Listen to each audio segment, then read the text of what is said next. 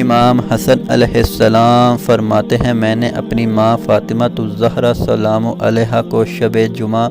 رات بھر سفیدی نمودار ہونے تک نماز پڑھتے دیکھا اور پوری رات صرف مومنین و مومنات کا نام لے کر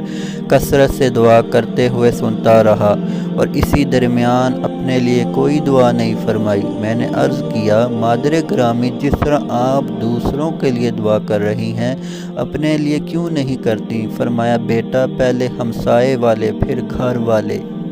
پورا نام فاطمہ تھا اور آپ کے القابات میں سے مشہور لقب زہرا، صدیقہ، کبری، طاہرہ، راضیہ، مرضیہ اور بتول تھے۔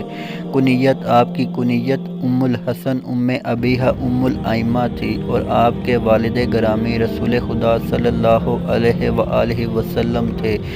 آپ کی والدہ کا نام حضرت خدیجہ الکبریٰ تھا، اور آپ کی ولادت مکہ مکرمہ روز جمعہ 20 جمادی الاخری میں ہوئی تھی، اور آپ تقریباً 8 سال کی عمر میں حضرت علیہ علیہ السلام کے ہمراہ مدینہ ہجرت فرمائی، اور آپ کی شادی حضرت علیہ علیہ السلام کے ساتھ ذی الحجہ کے آغاز میں، اور آپ کی شہادت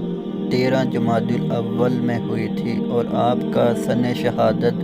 11واں سال ہجری تھا، اور آپ کی عمر اس وقت 18 سال تھی، اور آپ کو مدینہ منورہ میں جنت البقیع میں دفن کیا گیا تھا۔